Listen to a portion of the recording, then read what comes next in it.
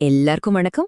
இன்னைக்கு நம்ம பார்க்க போற விஷயம் கொஞ்சம் ஸ்பெஷல். எப்பவும் போல ஒரு பெரிய டாபிக் எடுத்து அலசாம இன்னைக்கு ஒரே ஒரு கேள்வியை மட்டும் எடுத்துக்க போறோம். ஆனா அது சாதாரண கேள்வி இல்ல, ரொம்ப ரொம்ப சக்தி வாய்ந்த ஒரு கேள்வி. இப்போ நீங்க ஸ்கிரீன்ல பாக்குறீங்க இல்லையா? இதுதான் அந்த கேள்வி. பாக்கறதுக்கு சும்மா ஒரு லைன் மாதிரி தெரியலாம். ஆனா இது வெறும் கேள்வி கிடையாதுங்க. இது பணத்த பத்தின ஒரு தெளிவுக்கான தேடல். நாம எல்லாருமே நம்ம வாழ்க்கையில எங்கேயோ ஒரு இடத்துல இந்த மாதிரி ஒரு விஷயத்த தேடி இருப்போம். வாங்க, இந்த ஒரு வரிக்குள்ள என்னவெல்லாம் ஒளிஞ்சிருக்குன்னு நம்ம ஒன்னா சேர்ந்து பார்க்கலாம். ஆமா, இந்த ஒரே ஒரு சென்டென்ஸ்குள்ள ஒரு பெரிய பயணமே இருக்கு. சரி, இத நாம இப்போ ஒன்னொன்னா பிரிச்சு பார்க்கலாம். அப்போதான் இது ஏன் இவ்ளோ முக்கியம்னு நமக்கு புரிய வரும். சரி, முதல்ல இந்த கேள்வியோட இதயத்துக்கே போயிடலாம். அது என்னது? Term insurance. பாருங்க, பணம் சம்பந்தப்பட்ட எந்த ஒரு விஷயத்தை எடுத்துக்கிட்டாலும் அதுல வர்ற இந்த மாதிரி வார்த்தைகளை சரியா புரிஞ்சுக்கிறது தான் முதல் படி. இங்கதான் நிறைய பேர் தடுமாறுவாங்க. அப்போ டேர்ம் இன்சூரன்ஸ்னா என்ன?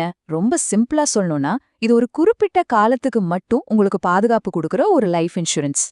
நல்லா கவனிங்க, ஒரு குறிப்பிட்ட காலத்துக்கு மட்டும்தான்.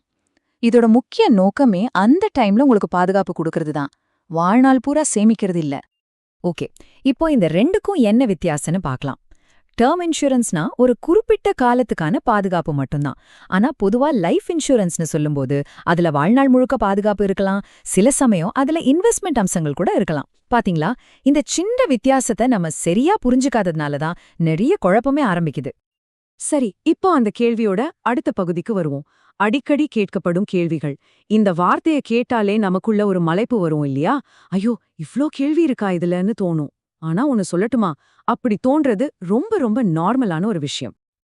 ஆமா, ஏன் இத்தனை கேள்விகள் வருது? ஏன்னா பணம் சம்பந்தப்பட்ட விஷயங்கள், இந்த பாலிசிகள் எல்லாமே கொஞ்சம் சிக்கலானதுதான்.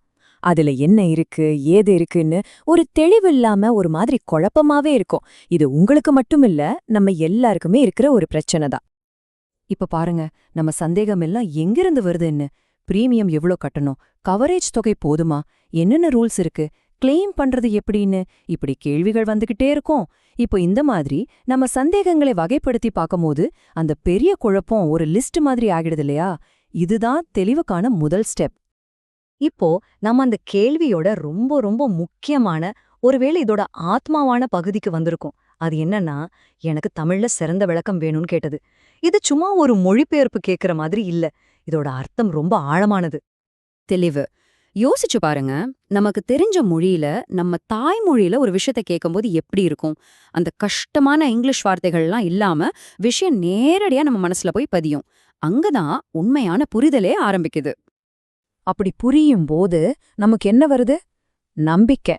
ஆமா, ஒரு விஷயம் நமக்கு நல்லா புரியுதுன்னா அதை கையாள்றதுக்கு ஒரு தைரியம், ஒரு நம்பிக்கை வரும். அந்த நம்பிக்கை இல்லைன்னா நம்மளால ஒரு அடி கூட முன்னாடி எடுத்து வைக்க முடியாது இல்லையா? அப்போ விஷயம் இதுதான், தெளிவு, அது கொடுக்கற நம்பிக்கை. இந்த ரெண்டும் தான் நாம நம்ம குடும்பத்துக்காக ஒரு நல்ல முடிவை எடுக்கிறதுக்கு அடிப்படையா இருக்கு. இந்த ரெண்டையும் கொடுக்கறது தான் தாய்மொழியில ஒரு விளக்கம் கேட்கறதோட உண்மையான பவர். சரி, இப்போ நாம கிட்டத்தட்ட கடைசிக்கு வந்துட்டோம்.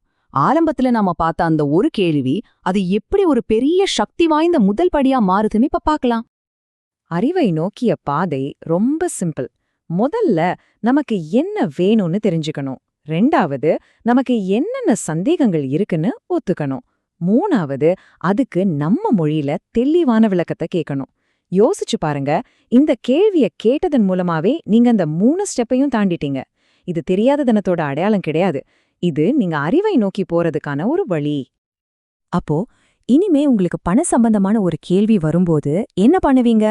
யாரோ ஏதோ சொல்றாங்கன்னு மேலோட்டமா ஒரு பதில் ஏத்துக்க போறீங்களா? இல்ல உங்களுக்கு புரியுற மாதிரி உங்க மொழியில தெளிவான பதில தைரியமா கேட்க போறீங்களா? இந்த கேள்வியோட உங்களை விட்டுட்டு போறேன். யோசிங்க.